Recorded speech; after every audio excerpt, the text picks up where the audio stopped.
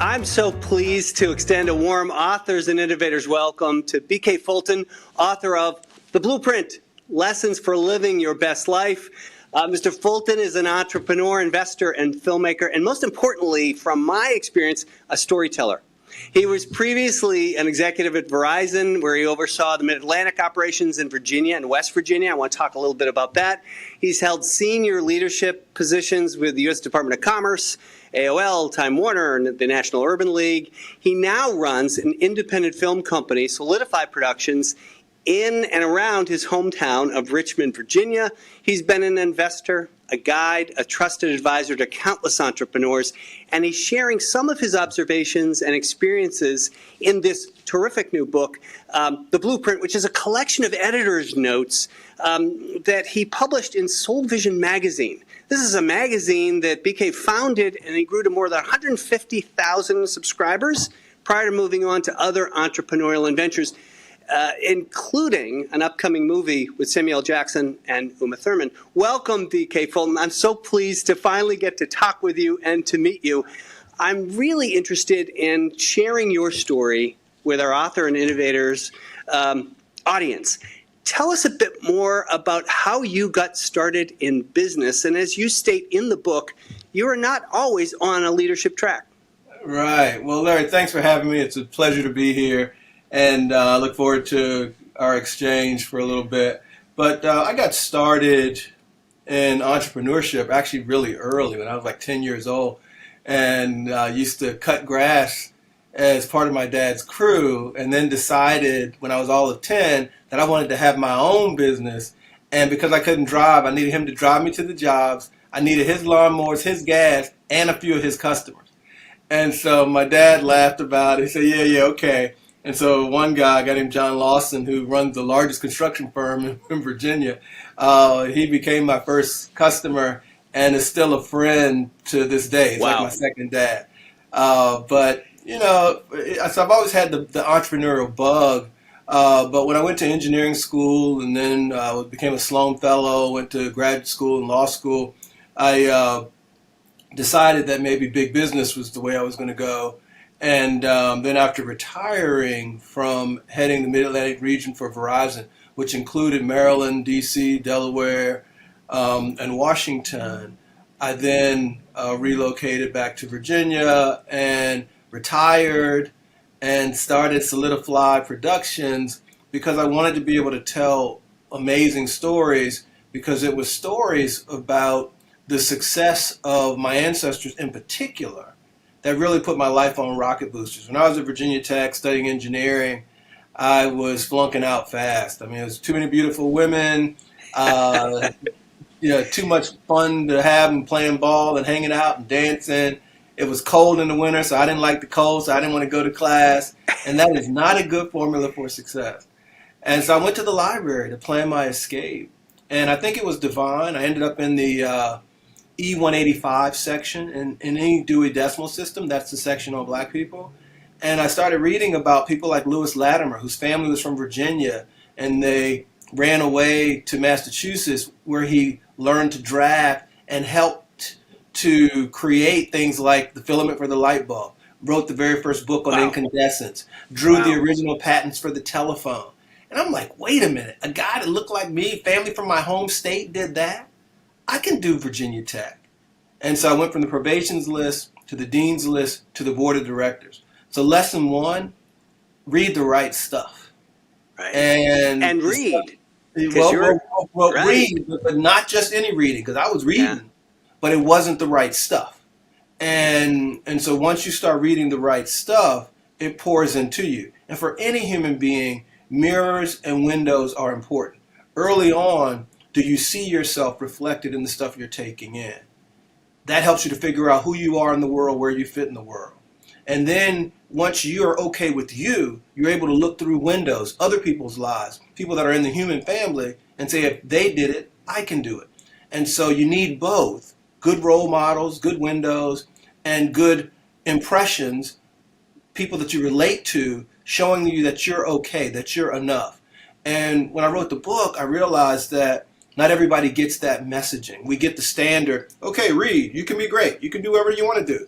And that all sounds good, Right. But if you don't see yourself winning, it's hard to believe that you're winning. In fact, the science on this is that if you're a minority, you're more likely to see a cat, a dog, or a humanoid on the cover of a book. What's the Wow. problem with that? Um, if you identify with the character on the cover of a book, then you're 3 to 10 times more likely to believe that you can achieve what they did. And so when you rob people of the mirrors, you also rob them of some of what they can give back to society. It's a net deficit. And so we can help ourselves by investing in everybody, telling more stories, helping people to believe that they're enough. Every boy, every girl. I mean, I joined this nonprofit board called the National Center of Women's Innovations recently because not enough stories about women in science are being told. Right. And so the first woman we're honoring is Dr. Gladys West. Have you ever heard of Dr. Gladys West? Yes. Okay, well then you're a rare bird, but it happens to be the little African American woman from Virginia that invented GPS. GPS. Yes. Yes. And so you'll hear people say things like girls aren't good at math. That's nonsense, of course. And so if you invented GPS, you got to be pretty good at math to do that. And so, but again, it's the stories we tell. And the problem, Larry, is people fill their heads with stereotypes and presuppositions. And so you've got to counter that with solid information. That's why even as a successful person, I still read 5 to 7 books a month as a standard. And I keep growing, and the mind, once stretched by a new idea, never returns to its original dimension. So I love it. And that's got to be what inspired you to do the Mr. Business series, because this is not your first book. You've written a whole series of children's books. One of our co-sponsors for this entire event is a nonprofit called American Student Assistance, helping middle school kids see themselves, know themselves, and make thoughtful choices about what's next. Yeah. And it strikes me that those books, what you're talking about, Gladys West, these are folks who are going to help them sort that out. Right. Earlier, the better. The earlier, the better. The earlier, the better. As a matter of fact, if you can get them early, then you see more college participation, more AP class participation, interestingly, more entrepreneurial activity. So at the end of the day, readers become leaders, and plugging people in to these success formulas or the blueprint, like I wrote in the book, helps people to figure it out sooner. And when everybody brings the best version of themselves, it resolves in love. And that accelerates the cures for cancer, the cures for ALS, the cures for things that ails us. For us to go from whatever place to a better place, you got to put in the work. And part of that work is reading. And BK, you've been a tech executive, so you, particularly based on your experience, you know the importance of tech to rural communities and to connecting people to those ideas. Yeah. Are you happy with the progress in Virginia, West Virginia, in the South generally, and then the U.S. overall in equipping rural communities and pulling those kids, that next generation, into these ideas? Can you comment on just the technology? I think we can do better. I think that high-speed internet and mobile technology and the falling prices for the kind of equipment that allows you to connect and interact, all those things are good. I think we've got problems with what we're sending across the wires. So we've had TV for a long time, but garbage in, garbage out.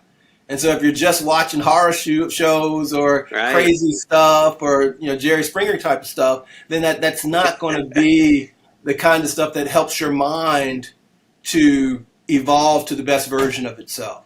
And you've got to read some of the better works about how societies were built, how you run a company, what's great about this process or that process, so that you get the tools of our time, the tools needed to then use the technology, use this stuff to solve a problem, to advance a great idea.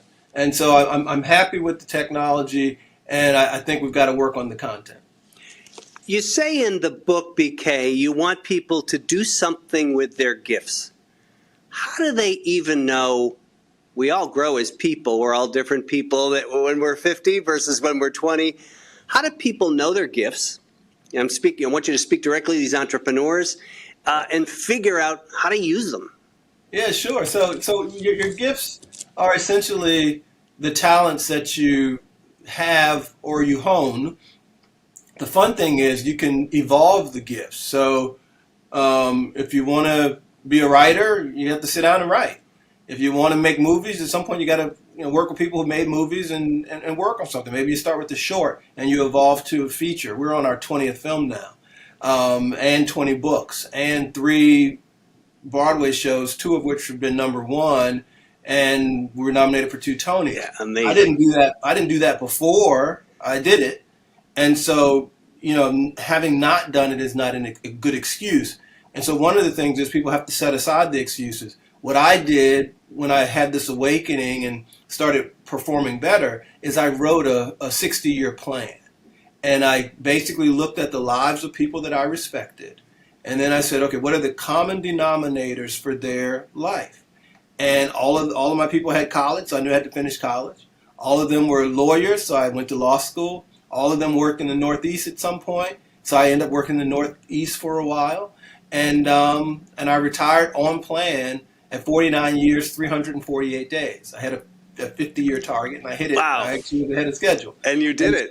And so anybody can do this. And what ends up happening is when you start to have a certain amount of success, people want to make you exceptional. It's easier to make one guy exceptional than to embrace that you didn't invest in all these other people who could have been successful too. And so part of the fallacy of the way we educate people is we kind of pick who's going to, do the best or who's going to get the most resources, and you stack the deck effectively. Whereas what I tell people is your better solution is to invest in everybody. Double down on education. Double down on internships. Double down on mentoring. Double down on exposure. Make the resources available. Show them how to do it. If they don't learn, we didn't teach. And so stop blaming the kids for the stuff the grown-ups didn't do. BK, what do you want to tell budding entrepreneurs or even business students who might be in college, who might be thinking about an MBA? The world is changing. Technology is changing. With the advent of globalization, AI, sustainability, the rise of B corporations. We're talking all about this for authors and innovators. What advice do you give to a young BK Fulton who would be thinking about, where do I spend my time? Where do I invest my energy right now? So a couple of things. That plan was helpful for me, writing the plan, because life is dynamic. Stuff comes up. People before us faced obstacles. I faced obstacles. You faced obstacles. People that are following will face obstacles. And so when stuff comes up, if you've got a plan, does this thing help my plan? If the answer is no, don't do it. If the answer is yes, you can consider it. You don't have to do it, but you can at least consider it. So you stay on path. You stay on trajectory. The other thing I would suggest is don't create the Taj Mahal of this business plan, all this scaffolding that gets so big that you can't act on it. I was talking to the founder of Netflix a little while ago, and Mark was sharing how, when he and Reed Hastings were driving in a car and they made a bet. And he said, okay, I got this DVD, and I'm gonna mail it to your house. And if it arrives intact, I'll invest a couple $1 million in you. We'll start this crazy company. Fortunately, it arrived intact. But to think that the thing that we now know as Netflix could have totally not been done because of the mail system is crazy. But I think the critical thing that he shared was, don't build the Taj Mahal of a plan in your head. He's in so many entrepreneurs psych themselves out because somebody told them to go make a business plan, so they get this tome that is inactionable or that they don't have the resources for. They talk themselves out of it. Last thing is solve a problem. We all have delusions of grandeur, and we want to be the CEO of this company or that company. Most people don't become CEOs of major, Fortune 50 companies, Fortune 500 companies. I was fortunate. I worked hard, got some doors open. It worked out for me. but I haven't had as much fun as when I've been running my own thing. 'Cause now I'm calling the shots. The team's dependent on me as the leader, and I love it. I absolutely love it, and I had enough sense to get out of the way. And the problem I was solving was I wanted to tell these stories that help people to become the best version of themselves. And so I surrounded myself with people in the business. So I got Spike Lee's #2. I got a guy that worked with Martin Scorsese. I got a kid who was hungry, who was a great writer, an honor student out of one of the local universities. And so we started the magazine. We started doing films. We were the first independent film company to do 4 feature films in our first year. We did, I think, 4 the second year. And so, and then during the pandemic, we still had content. And fortunately, we had started enough before the pandemic so that we were in post-production or about to release when it hit. And then most recently, I filmed with Uma Thurman and Samuel Jackson.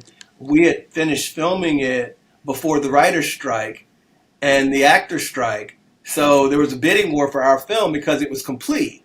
And other people were still getting their stuff together. So timing is fun, but I don't control the time. That's God's, department. I just try to make sure that I take advantage of every minute that I have. And I try to make sure that I have fun. That's the last thing. Enjoy it. It's a great journey, especially when you love it. And if you love it, you're not really working, you're having fun. Oh, great advice. And I want to make sure everyone listening goes out to see The Kill Room, BK's upcoming film, Uma Thurman and Samuel L. Jackson. BK, now that you're doing these films and you continue your life as a storyteller, what other stories are you anxious to tell next? Oh, my goodness. There's a guy named Charlie Wiggins who was an early pioneer in Indy car racing, so I'm working with a group to tell that story. I think my magnum opus will be a film called Final Four, The Miracle Season.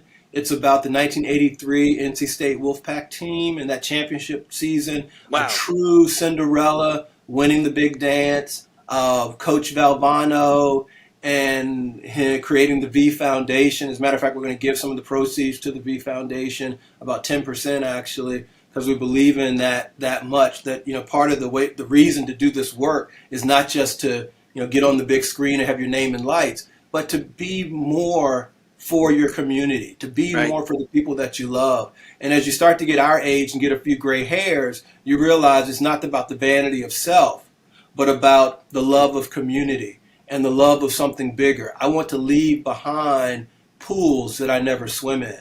So for me, what are the great stories that will inspire people long after I'm gone to keep going? So that's what I want to do. I love it. And last question, BK, what are you reading these days?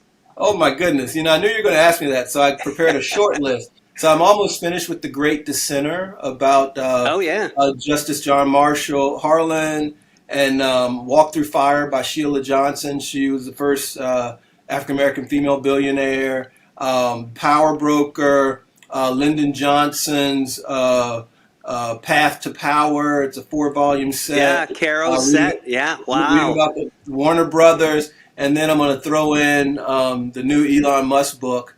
So I should have all that stuff read in the next couple of months. The busiest retired man on the planet, BK Fulton. The book is The Blueprint, Lessons for Living Your Best Life. BK, thank you so much for joining us, and I can't wait to see the film, and just can't wait to see what you're going to do next. Thank you again. Larry, I appreciate it. And look, we have The Wiz, a revival coming out on the 23rd of this month also, and then we'll be in Broadway for 20 weeks. We'll do a national tour for 20 weeks, so check that out as well. Wow, and the website where people can learn more?